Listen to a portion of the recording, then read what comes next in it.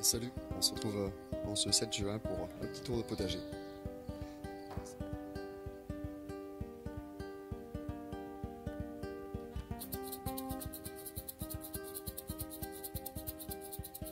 Cette belle journée pour se faire un petit tour de potager. Journée ensoleillée qui deviennent assez rares ces derniers temps. Alors je vais essayer de pas trop traîner parce qu'il y a quand même à voir. Là nous sommes devant la culture en lasagne avec un coffrage en bois de foin. Et on peut voir que là-dedans, ça se développe carrément bien, hein. C'est d'ailleurs ici que j'ai les meilleurs résultats au niveau des carottes. Alors je pense que la chaleur qui est diffuse là-dessous leur est bénéfique. Au milieu de ça, on y retrouve pas mal de choses. Les tomates ont pris du poil de la bête là depuis la dernière vidéo qui date du 25, je crois, du 25 mai. La courgette ici c'est une Golden Rush. Alors je me suis planté parce que je voulais planter à la base une courgette la ronde de Nice. Bon, c'est pas grave. Qu'est-ce qu'on y retrouve encore? Là il y a une pastèque qui a été plantée dernièrement. Du melon. Ouais, du melon. On va voir la ligne de carottes qui se porte bien. Là, mon oignon, je vous en parlais la dernière fois, qui est planté directement dans la potte de foin. Bah écoutez, ça a l'air de pousser.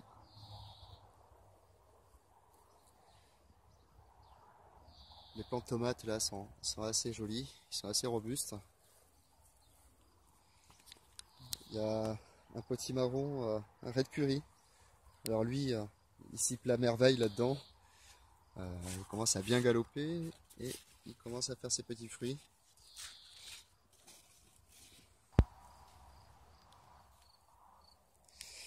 J'ai des laitues qui commencent à monter en graines. Alors celles-ci, elles vont faire de la semence. Et là où je les ai consommées, j'ai déjà remplacé en fait. Il y a de la roche qui a été plantée, ou du persil, et encore du persil. Vous allez voir, je fais pas mal de persil et pas mal de menthe aussi. Parce qu'il y a bien une chose que j'aime bien en été, c'est le taboulé libanais. Alors, ça demande beaucoup d'herbe. Ma butte à double face. On va pas passer de l'autre côté, juste un petit aperçu quoi. Ici c'est le côté forestier avec les framboisiers et les fraises. Et ce côté-là, c'est le côté potager qui accueille les plantes potagères. Donc on y retrouve les courgettes, pied de patate qui s'est tapé l'incruste, les tomates. Donc tout ceci se porte à merveille en même temps avec les pluies qu'on a eues. En tout cas c'est bon, c'est bénéfique, hein. Ça recharge les sols. Même si quelques maladies sont à craindre, pour l'instant je n'ai pas remarqué quoi que ce soit. Il y a les premiers fruits aussi des courgettes qui sont là. Celle-là d'ailleurs, un petit clin d'œil à Seb de Jardiner au Naturel. 59, c'est la courgette porte-graine.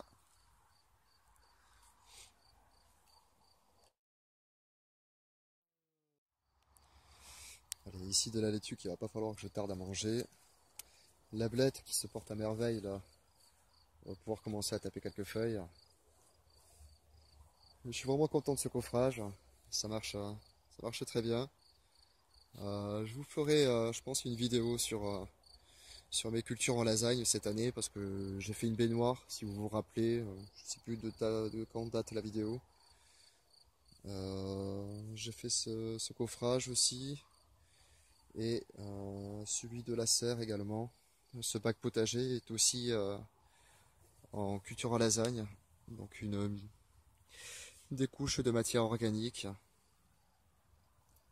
Et j'ai aussi le petit potager de mon fils qui est guidé ainsi. Dans la serre, ça connaît un bon développement. Je crois que les tomates s'y plaisent à merveille là. Elles ont bien poussé depuis la dernière vidéo. Je crois que les premières tomates commencent à arriver, mais je trouve qu'il n'y a pas beaucoup de fleurs. Il y a les premiers bouquets, hein, c'est vraiment très timide, je trouve. Je pense que c'est dû aux variations de température, hein. Là aujourd'hui il a fait très chaud et puis alors que ça fait 2 semaines qu'on est sous la pluie et qu'on dépasse pas les 20 degrés. Et donc au milieu on y retrouve les poivrons, il y a un pied de piment là-bas qui se porte à merveille aussi. Il y a cette rose trémière là. Je sais pas jusqu'où elle va aller comme ça. Il tarde qu'elle fleurisse quand même. Bon, mais dans l'ensemble ça se porte assez bien. C'est une première pour moi de cultiver sous serre, comme de tailler mes tomates également. Jusqu'à là, je n'avais jamais taillé mes tomates et faut voir que c'est pas forcément facile, hein, et que on se rend compte que bah, les gourmands, en fait, se démarrent très très vite. Euh, j'ai suivi un petit peu les conseils de tous les copains. Alors, je monte sur principalement 2 tiges. Celle-ci, bah, les 2 gourmands étaient tellement beaux que elles montent sur 3 tiges. Du coup, pour compenser, celle de derrière montera que sur une tige pour laisser un peu de place là-dedans. Faut voir que j'ai du joli trèfle qui pousse derrière là. Alors ça c'est chouette, hein. Il suffit de le tailler de temps en temps. C'est une matière azotée. Euh, Là, il y a une courgette ronde de Nice. Elle commence à arriver. J'ai les aubergines qui se cachent au milieu de ça. Il y a encore des petites laitues. Là-bas, il y a encore une aubergine, ouais. Là, il y a les concombres qui s'éclatent, comme celui-là d'ailleurs. Celui-là, il a trouvé sa place là. Il est en train de bien monter. Et je crois, j'ai vu les premiers. Ils sont là, les tout premiers.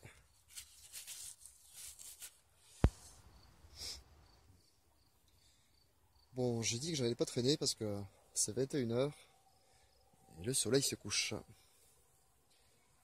Là, les panais qui sont en graines. Et c'est un pôle pour la biodiversité, hein. C'est incroyable tout ce qu'on peut retrouver là-dedans.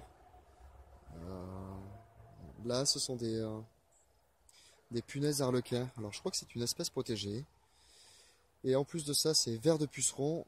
Et je vais vous faire un zoom avec une caméra un peu plus adaptée. C'est rempli aussi de larves de coccinelles. Donc ça fait plaisir. D'ailleurs, je vais vous incruster une autre vidéo en même temps que ça. C'est une tout jeune naissance de coccinelle. Alors c'est assez rigolo à voir.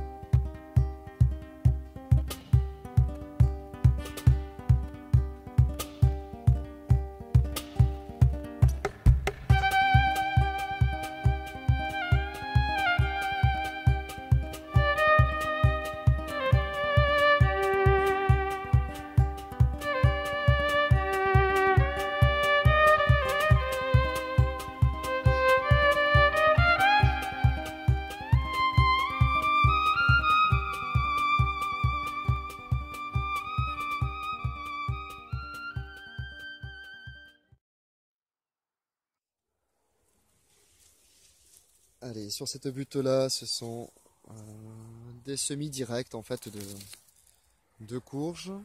Et au pied des tuteurs, ce sont des cornichons que je vais essayer de faire monter sur la structure. Cette parcelle-là, Ça va être le bazar parce que dès que j'ouvre un trou, j'ai des tomates qui lèvent. La magnifique coque lourde, ça c'est joli.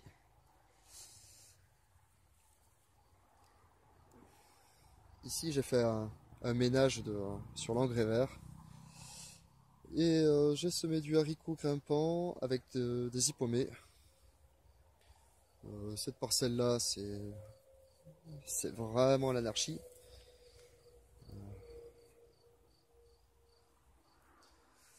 La zone de l'hôtel à insectes, ça pousse bien aussi, hein. Ça s'y plaît.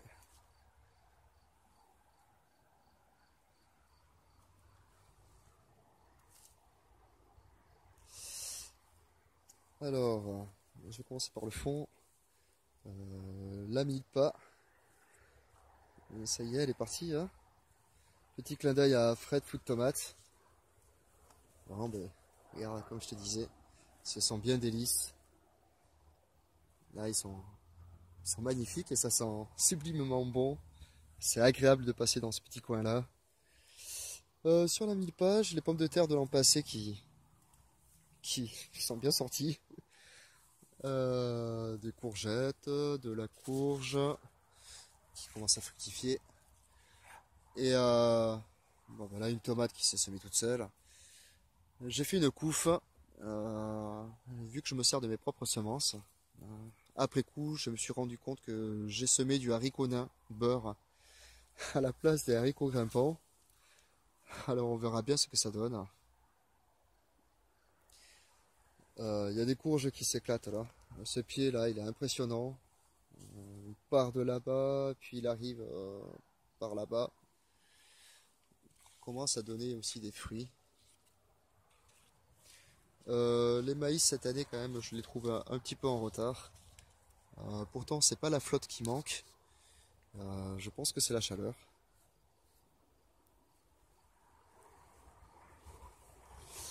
Là encore une autre courge qui s'éclate là.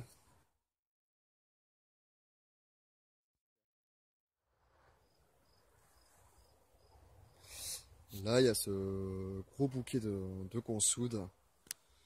Alors Fred, tu vois, quand un pied est installé, il peut devenir vraiment énorme. Là, il prend à peu près 2 mètres carrés sur 1 mètre de hauteur. Bon, il faut que je le coupe, hein, ça commence à être ridicule. Mais bon, ben, je m'amuse à regarder les bourdons s'éclater là-dedans. Il va falloir quand même que je m'en charge parce que là c'est énorme, hein. Alors sur ce côté-là de but, on y retrouve un petit peu de tout aussi, hein. De la blette, des haricots, du ricin, toujours de la menthe. En plus celle-ci elle est... qu'est-ce que ça sent bon ça. Des tomates, du basilic. Alors, apparemment le basilic ça renforce la saveur de la tomate. Je sais pas ce que vous en pensez, mais en tout cas c'est vrai qu'on l'associe beaucoup avec la tomate. Fred, Food Tomate. Bon, c'est vrai que je parle beaucoup de toi, mais je pense aussi très fort aux copains. D'ailleurs cette année on a un super partage de vidéos euh, et on peut constater qu'il y a autant de façons de jardiner que de jardinier. Toutes les méthodes sont bonnes à prendre et puis moi j'en apprends beaucoup de vous. Pour revenir à ces fameux haricots, alors tu cultives le haricot améthyste, quelque chose comme ça. Et moi je te disais que je faisais un autre haricot aussi assez particulier, c'est le Starozorski. Il se prononce quelque chose comme ça. Il est particulier de par ses grains en fait. Je te mettrai une image, c'est plus parlant certainement.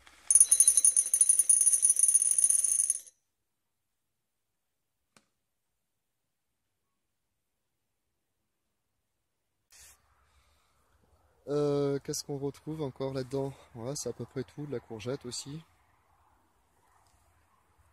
La zone de l'hôtel à insectes se porte à merveille, on y retrouve de tout.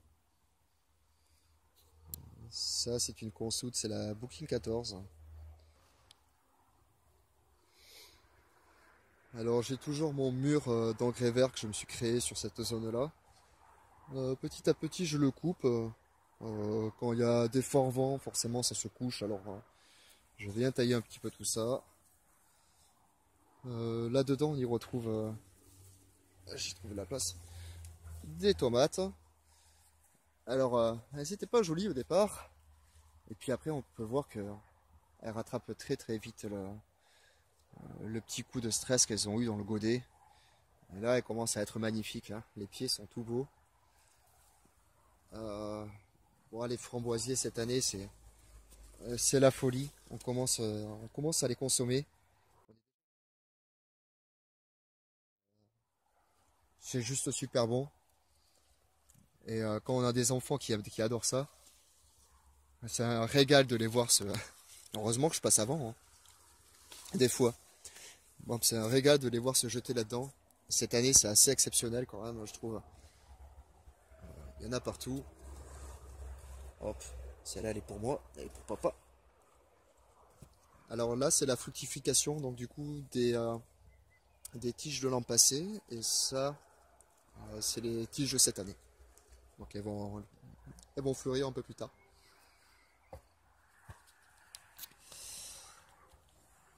Le mandala, il faut vraiment que je me dépêche, le soleil se couche. Le mandala, il est pas mal aussi là. Cette parcelle-là, c'est celle qui est un peu plus claire, un peu plus nette. On y retrouve les tomates qui étaient tout petits à la base. On peut voir qu'ils se sont bien développés. Et en premier rang, on retrouve des haricots beurre. Et entre chaque pied, je suis revenu faire un semi direct. Donc ça va échelonner un petit peu la récolte. Les courgettes ici, par contre, je trouve qu'elles traînent un peu. On verra bien. Ça, c'est encore. Je crois qu'on voit pas en fait sur la vidéo, mais excusez-moi. Ça, c'est un. Le mandala est en zone sauvage cette année, hein. Et ça me fait l'occasion aussi de faire un petit clin d'œil à Le Xerlong, qui pratique une agriculture naturelle. Et je trouve ça génial. Et je m'en rapproche, mais d'une façon peut-être différente. Mais en tout cas, j'aime beaucoup ce qu'il fait. En première ligne, on peut retrouver ici les panais, avec de la bourrache qui est plantée là plein milieu dedans. D'ailleurs, je crois qu'il y a même, oh, bah là, il y a des limaces qui s'éclatent dans les œillets d'Inde qui ont du mal cette année. Qu'est-ce qu'on y retrouve? De la courgette, encore des fèves qui vont attirer les pucerons. Là, il y a encore du pavot, de la facélie. Bon, voilà, toujours un petit peu de tout là. Mon poivron, je vous avais partagé en janvier. C'est un poivron de l'an passé que j'avais mis en pot. Et ça y est, les premiers poivrons sont là. Hop. Donc ça a du bon de garder quelques plants comme ça là. On peut faire ça avec le poivron, les piments, même les tomates. C'est un bouquet de persil. Ici sur un grand quart, c'est de la tomate avec des betteraves. De l'autre côté, c'est une ligne d'haricots également. Ça a tellement flotté que j'espère qu'ils n'ont pas pourri dans le rang. On verra ça. Là, il y a le premier cosmos qui est en fleurs. C'est joli ça. Je trouve que c'est très aérien, très léger. Et ça mène un peu de hauteur dans le potager. Et d'ailleurs, c'est rempli de pucerons verts. Alors ça va venir attirer les coccinelles. Il faudra quand même que j'ai un petit peu le contrôle parce que les pieds de tomates sont juste à côté. Normalement, il n'y a pas de souci, quoi. Enfin, du coup, je m'en mêle pas trop. Et donc du coup, après, entre chaque pied de tomate, on y retrouve soit des fleurs, soit des oignons, je sais pas encore, que sais-je, du persil aussi là-bas. Et la dernière zone, j'ai ouverte en automne. Les pommes de terre, la Sarpomira, bah c'est bon, hein. Elle a rattrapé le coup par rapport aux autres, voire limite, elle se retrouve à être un peu plus haute. Donc, pour l'instant, pas de maladie. Et, on n'est pas passé loin de la grêle il y a 3 jours de ça. Voilà. Hop, ça commence à fleurir. Bon, j'espère une belle récolte là-dedans. J'avais planté des tournesols. Bah, les tournesols, ils se font rattraper, quoi. Peut-être un là qui sort la tête, mais on verra ce que ça donne. Hop, les tomates ici se portent à merveille. Hop, le rang de haricots qui est bien sorti. J'espère ne pas m'être trompé que c'est du haricot nain parce que sinon j'ai l'air couillon là. Normalement c'est des haricots verts. Bon, les tomates sont bien jolies. On a eu une bonne semaine de pluie battante. Alors, on peut voir les petits pois qui se sont cassés un peu la gueule. Mais la récolte, nous sommes à la 3e récolte. Là c'est magnifique, hein. Voilà, on peut voir la pluie de petits pois. Ces couillons ne devaient pas dépasser les 1m30, 1m50 au grand maximum. Il y en a qui sont à 2 mètres là-bas. Je pense que c'est l'année l'année des légumineuses. Le petit pois qui n'aime pas la chaleur et qui aime bien l'humidité, ben là, il est servi. Et les courges dans la prairie, ben ça a l'air d'aller aussi. Pas trop d'attaques. J'ai perdu juste une fleur là-bas. Je suis assez content du résultat. Bon ben voilà pour ce tour de potager. Et je vous dis un excellent mois de juin. Je pense qu'on se retrouve d'ici une quinzaine. Et de bonne culture, une belle abondance. Un petit clin d'œil à vous tous. Et je vous dis à la prochaine. Salut, salut!